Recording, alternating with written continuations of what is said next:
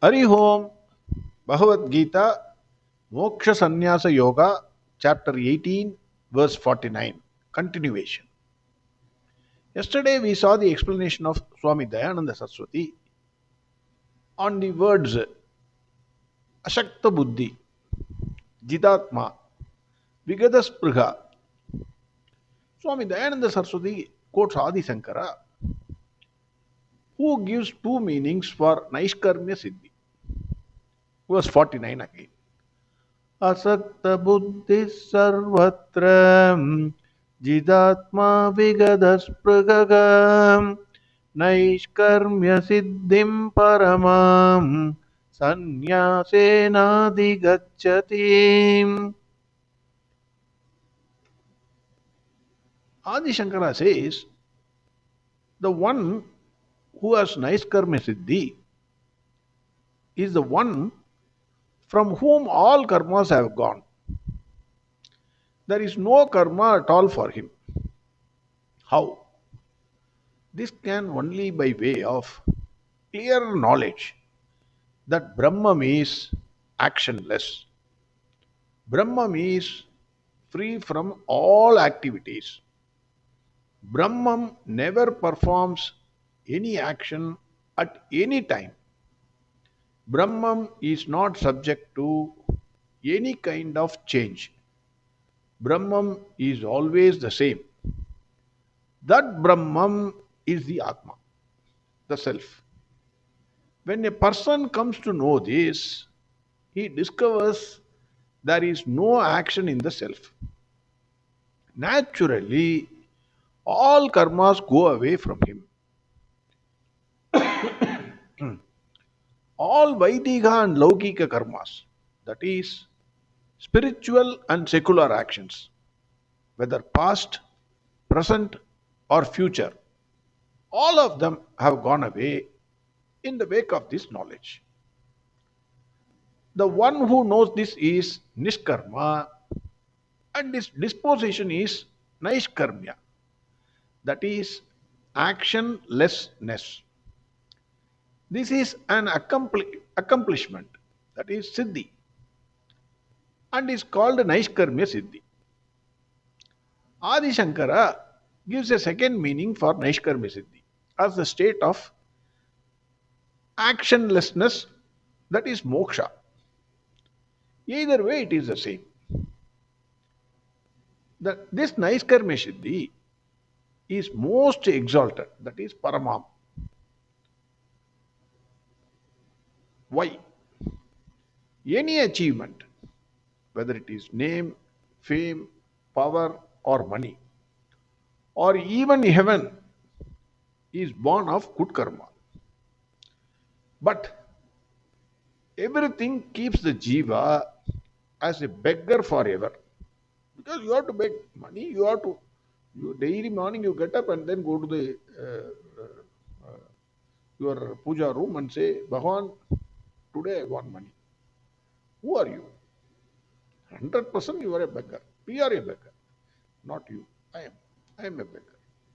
Morning when you go to the puja room, you ask for money. Today I should get more money. You are a beggar. What is the beggar doing? With a bowl he is going from one car to another car. Same thing. One god to another god. All of them will be there for some time and we will eventually lose them one day. Whether it is name, fame or money. On the other hand, Naishkarmya Siddhi is the treasure of your own fullness. Nobody can take it away from you. Swamiji says, it is a kind of freedom not centered on anything else except you. To be free, one requires only his own self. If one knows his self, he is free. If not, he is bound. No accomplishment, however exalted, can alter this fact. So, to be free, you need yourself only. Nothing else is required. What is the use of a person who does not know his self and trying to accomplish something? Swamiji gives the example of someone who had already concluded that he is not good looking. Ugly, that is one cartoon, ugly duckling. So the duck used to wear uh, some sort of a cover on its face and then move around. Similarly, we all concluded that we are not good looking. That is why every minute we see the mirror and then comb our hair. Uh, for ladies, I need not have to say. So once one person has concluded that he is not good looking and goes on putting up makeup, however much he puts makeup, his thinking that he is not good looking, it will not go. But when one accepts the fact about his looks, whatever it is, then he is free. Similarly, if you are free and know that you are free, then nothing can deny that freedom. Nobody else can make you free, and your freedom is not dependent upon anything else. True independence can never be centered on anything else other than yourself. That freedom is intrinsic to Atma, and by knowing Atma is free from actions, one is completely free. How to gain that freedom? That is the question now. Okay. Atma, if I know my Atma, it is actionless, then I become free. How to gain that freedom? That ultimate goal. Bhagwan says this freedom can be gained only by renunciation. That is sannyasena. Total freedom from action or actionlessness cannot be accomplished except by knowledge. Adi Shankara equates sannyasa with clear vision of Atma. That is, Atma is always free from karmas. Only by knowing that one becomes free. Hence, the state of actionlessness, naishkarmya, should not be construed as simply sitting and eating without doing any action. Go to the temple, morning you will get prasad. That too, this is Margari month. So, any temple, morning 6 o'clock, you will get hot pongal. Eat the pongal, take rest. 12 o'clock, again there will be food. Eat, take rest under the temple tree. And then evening also there will be prasad distribution. Eat and sleep. If one thinks this is sannyasa, Bhagwan says he is an utter foolish fellow. That is not sannyasa. That is not renunciation. It is not idleness. It is not laziness. You cannot run away from your duties. Bhagwan says you must perform duties. One has to perform all his duties without fail. You should never run from your duties. Don't go to the temple and sit idle and then say, I am a sannyasi. Bhagwan says you are a fool. Naishkarmya is only in the form of knowledge. That is, knowing Atma is free from all actions. Adi Shankara quotes chapter 5, verse 13 here. Sarva karmani manasa sanyasyaste sugam vashim navadvare pure degi naiva kurvanna karayan. The embodied being who are self-controlled and detached, they reside happily in the city of 9 gates. Navadvare pure degi. Already we have seen all these things. From the thoughts that they are the doers or cause of anything. So it is only in the wake of knowledge you come to conclude that the Atma is a non-doer. It neither performs nor it is a cause for any act. The person who is awake to this knowledge does not perform any karma. Doing any karma, he can say he does not do. Or talking, suppose for example talking, he can say he does not talk. Sir, it looks foolish. Somebody can say it looks foolish. He talks, but he says, I don't talk. He eats, but he says, I don't eat. I have not eaten. This is beautifully explained by way of a story by Swami Dayananda Saraswati. Once Gopika Stris criticized Bhagwan Krishna for marrying too many girls. Hey Krishna, what is this nonsense? You are going on marrying girls. Gopika Stris, they take liberty with Krishna. Unlike us, we pray to Krishna, Hare Krishna, Hare Krishna. For Gopika Stris, Krishna is a close friend. So they can say anything. They said, Krishna, what is this? As usual, he was smiling. After the Gopika Stris played on the sand of the river Yamuna, Bhagwan asked them to cross river Yamuna and feed a Swami who was sitting on the other side of the bank. Then they wanted to cross the river, but there was flash flood and the river was in spades. Gopika Stris went to the boatmen nearby and asked for their help.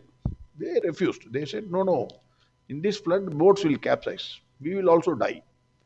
So, no help. Then Gopika Stris went back to Krishna and asked for his help. Krishna said to them to go to river Yamuna and say, if Krishna is a brahmachari, please subside. Gopika Stris laughed. They were unable to control their laugh. Krishna, you are already married so many girls. Now you are saying, if Krishna is brahmachari, please subside. So, with lot of hesitation, they went to the river and said the words, if Krishna is brahmachari, please give us way. Immediately, Yamuna subsided. It gave way. If you do Krishna Archana for Bhagavan Krishna, Archana if you do, one of the nama is Anadi Brahmacharine Namaha. That is why that name is there. Anadi Brahmacharine Namaha. Then they crossed the river and went to the other side of the bank, fed the Swamiji.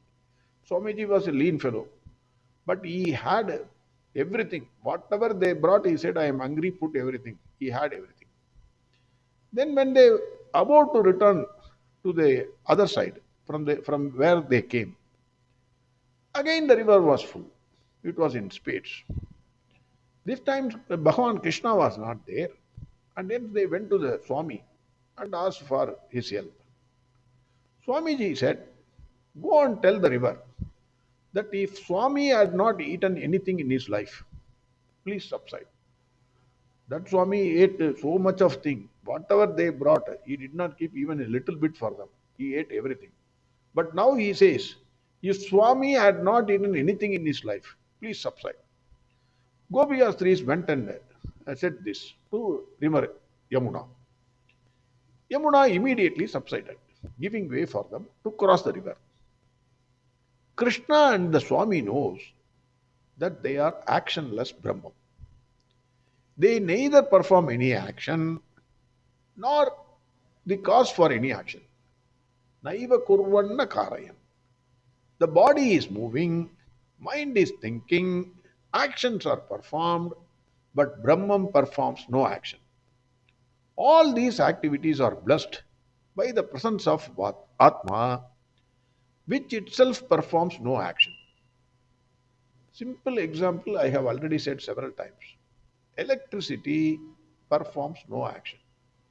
But by its mere presence, all the instruments become alive. Fridge works, mixie works, AC works, heater works, geyser works, tube light, fan, everything works by its mere presence. All actions are carried out in the presence of electricity. Similarly, all actions are carried out in the presence of Atma, but Atma is actionless. The one who recognizes this fact, he gains the most exalted state of actionlessness. That is Naishkarmya Siddhi. That is what Swami Dayananda Saraswati says. Verse 49 again. Asakta buddhi sarvatra jidatma vigadaspragagam Naishkarmya Siddhim paramam Sanyasenadi. We will see Swami Chinmayanandaji's explanation tomorrow. Harihom Sarvam Krishnarpamastu. Narayana Narayana Narayana Narayana Narayana Narayana Narayana Narayana Narayana Narayana Narayana Narayana Narayana Narayana Narayana Narayana Narayana Narayana